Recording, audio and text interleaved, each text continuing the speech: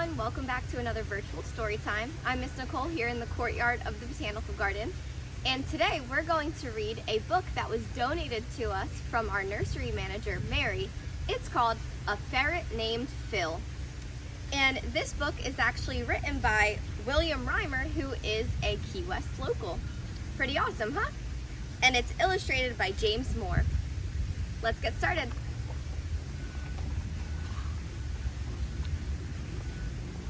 There once was a ferret named Phil. His mother was Shirley, his father was Bill.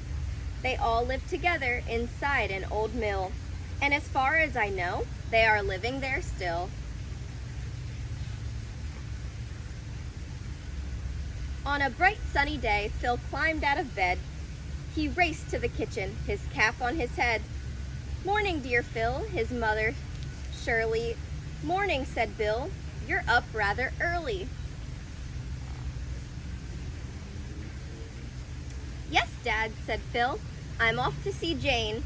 We're going out to the lake. It had better not rain." "But Phil, isn't that where the mean Hugo plays?" "Yes, Mom," said Phil, "but I'm not afraid." "Now please tell us, Phil, what will you say if Hugo the hawk picks on you today?"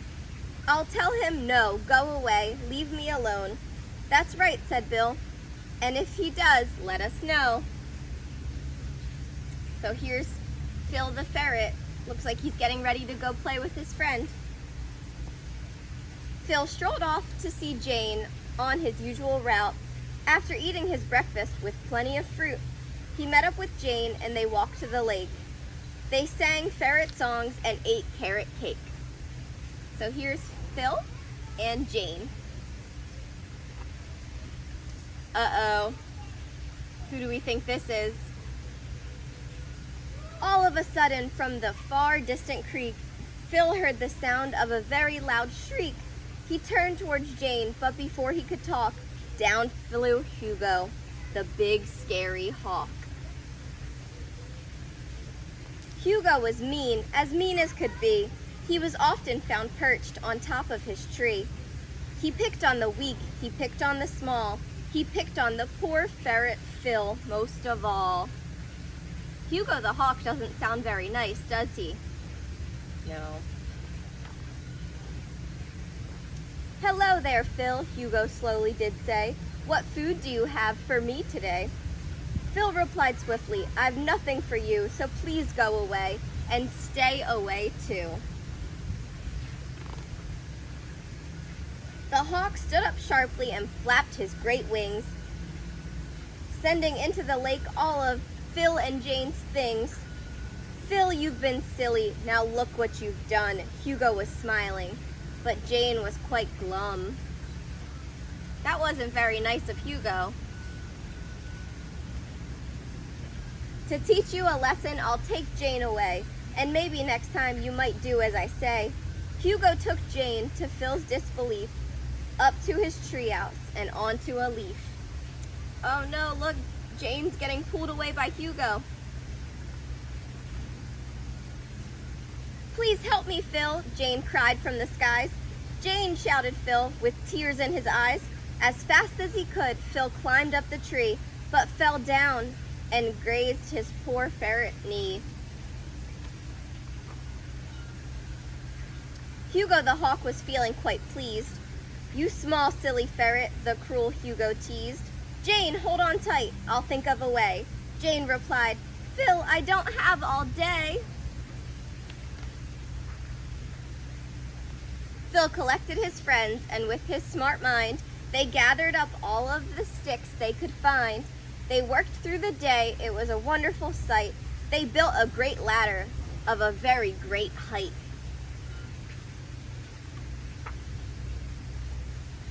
Suddenly, Phil heard an owl calling, "Hoot!"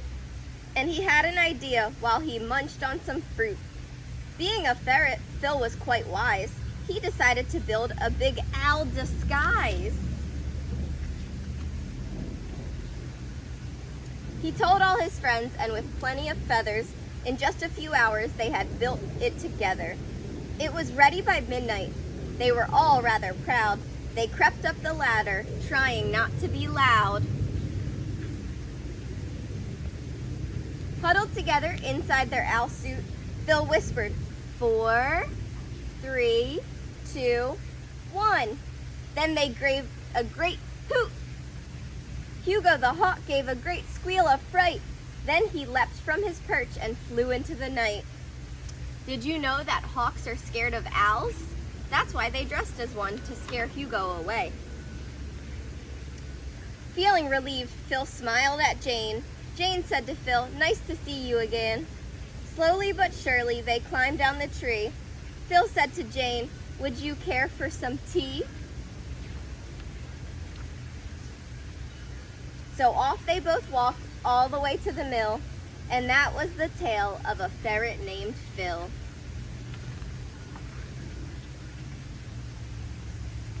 And then this is a little message from our author. P.S. The lesson Phil learned was worth more than gold, to stand up for himself, to be brave and bold. Phil is still friends with Jane. They meet now and then. As for Hugo the hawk, he never picked on Phil again. So wasn't that a super cute story? And it's made by one of our Key West locals.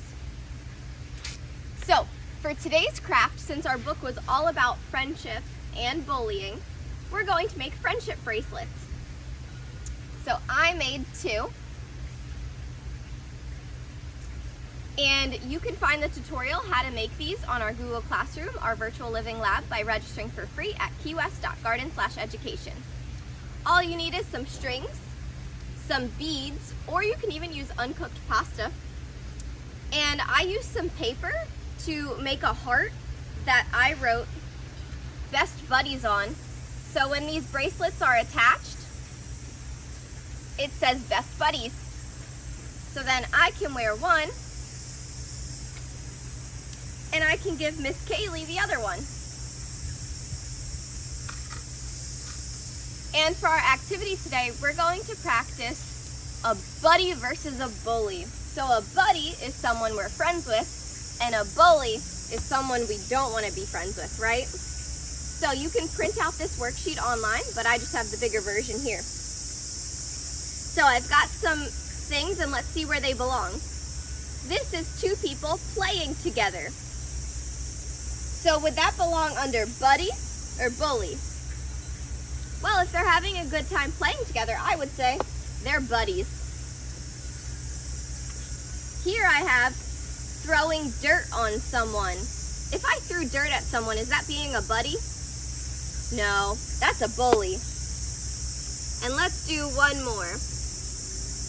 So if your friend falls down and gets hurt and you help them, is that being a bully or a buddy? A buddy, because you're helping them. So you can print out the pictures and do this sorting on your own with our Google Classroom. And just a reminder, story time is going to begin in person starting the first Tuesday in September, and it's every Tuesday right here in the courtyard at 10 a.m. So I hope to see you then. Thanks for joining me for another virtual story time.